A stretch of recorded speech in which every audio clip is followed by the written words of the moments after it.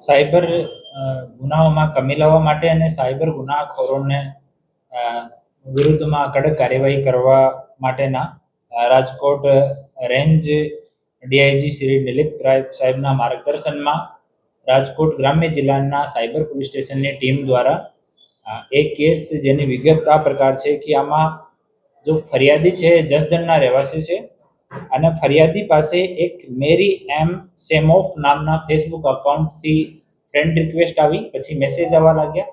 મેસેજમાં બંને વચ્ચે વાત થઈ. એના બાતચીતમાં સામાવાળા જો લેડીઝ હતી એવો જણાયો કે હું એક દીકરાની માં છું અને અમારા હસબન્ડની ડેથ થઈ ગઈ, તો આમ વાત ચાલતી હતી. પછી કે હું તમારા માટે અને તમારા પરિવાર માટે અમુક ગિફ્ટ મોકલવા માંગુ છું, તો હું તમારી માટે કંઈ ગિફ્ટ મોકલીશ. પછી 1-2 દિવસ પછી ફરિયાદી પાસે ફોન આવે કે તમારા અમુક ગિફ્ટ જર્મનીથી આવ્યા છે, આ મોંઘી ઘડી છે, યુરો છે અને બીજી મહેંગી વસ્તુઓ છે, એના માટે તમને થોડો પેમેન્ટ કરવો પડશે. ઇનિશિયલી થોડા પૈસા લીધા, પછી ટૂંકે પૈસા લઈને ટોટલ 6,31,900 રૂપિયા ઓનલાઈન ફરિયાદી પાસેથી ટ્રાન્સફર અલગ અકાઉન્ટમાં એ લોકો કરાવી લીધા. ફરિયાદીને ત્યારે ખબર પડી કે અમારી સાથે કંઈ ગડબડ થયો છે, તો ફરિયાદીએ પોલીસને જાણ કરી. સાયબર પોલીસ સ્ટેશનમાં ગુનો દર્જ કરવામાં આવ્યો અને પછી એની ઇન્વેસ્ટિગેશન સાયબર પોલીસ સ્ટેશનના પીઆઈ શ્રી રવિ ગૌતમ અને પીએસઆઈ શ્રી અનિરુદ્ધ કામલિયા કરતા હતા. આ ગુનાની ઇન્વેસ્ટિગેશન દરમિયાન ટીમને ખબર પડી કે એ લોકો જો છે એ આફ્રિકાના અલગ કન્ટ્રીઝના રહેવાસી લોકો છે અને દિલ્હી અને એનસીઆરમાં રહીને એ લોકો એવી રીતે લોકો સાથે છેતરપિંડી કરે છે.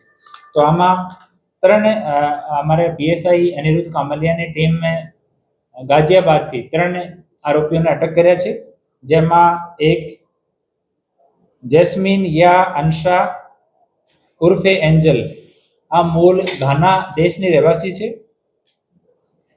જેન્જેલી ઇમાની ડેનિસ, આ 22 વર્ષનો છે, તંજાનિયાનો રહેવાસી છે.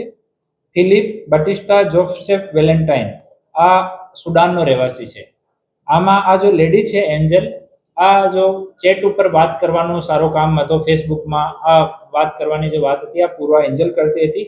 એ બીજા 2 લોકોનું કામ હતું કે એ અલગ અકાઉન્ટ્સના credit card, debit card, passbook રાખતા હોય છે અને એટીએમથી એ પછી પૈસા વિડ્રો કરી લે. તો એ જો બંને છે જેન્ટ્સ, એ બંને પૈસા વિડ્રો કરવાનું કામ કરતા હતા. ઇનિશિયલી જે ફેસબુકમાં અને વોટ્સઅપ ઉપર વાતચીત દરમિયાન જે આઈપી, જે નંબર યુઝ થયા છે અને જે આઈએમએ વાળા ફોન યુઝ થયા છે એની પાસેથી રિકવર થયા છે. ગાઝિયાબાદમાં અમારી ટીમ આને ડિટેન કર્યા, પછી ત્યાંના કોર્ટમાં આને રજૂ કરીને ટ્રાન્ઝિટ રિમાન્ડ લઈને આવ્યા અને ગઈ રાત્રિમાં જસદણમાં નામદાર કોર્ટ સામે રજૂ કર્યા અને 5 દિવસની હાલ કસ્ટડી મળી છે. આ લોકોની વિઝા વિષયમાં અને બાકી ક્યારે એ લોકો આયા, કાયદેસર દેશમાં છે કે ગેરકાયદેસર છે, જૂના કોઈ ગુનાહિત ઇતિહાસ છે, આ બધી વિષયમાં હાલ ઇન્વેસ્ટિગેશન જે છે ચાલુ છે.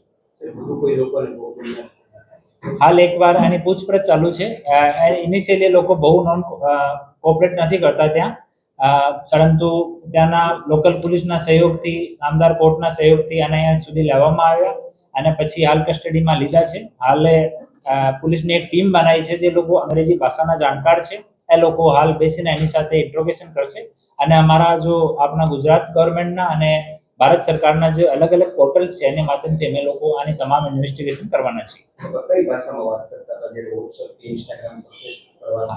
એ લોકો મૂળતઃ હિન્દી ભાષા જે અંગ્રેજી ફોન્ટમાં લખેલી છે એમાં વાત કરતા હતા અને હિન્દી એ લોકો અમુક સમયમાં આને સમય થઈ ગયો તો થોડા હિન્દીના જાણકાર પણ છે અને બાકી એ લોકો આના એઆઈના જે ચેટ જીપીટી વગેરે છે એની મદદ એ લોકો લેતા હતા.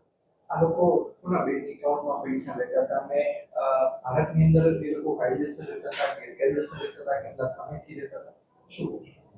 આમાં જો બેંક એકાઉન્ટ વાળા છે 15 જેટલા બેંક એકાઉન્ટ આ કેસમાં ફ્રીઝ થયા છે. આ તમામ લોકોની અમે લોકો લિસ્ટ તૈયાર કરી છે. એની પાછળ અમારી ટીમ છે, તો જ્યાં સુધી એનું નામ ડિસ્ક્લોઝ નહીં કરીએ, આની ઇન્વેસ્ટિગેશન ચાલુ છે.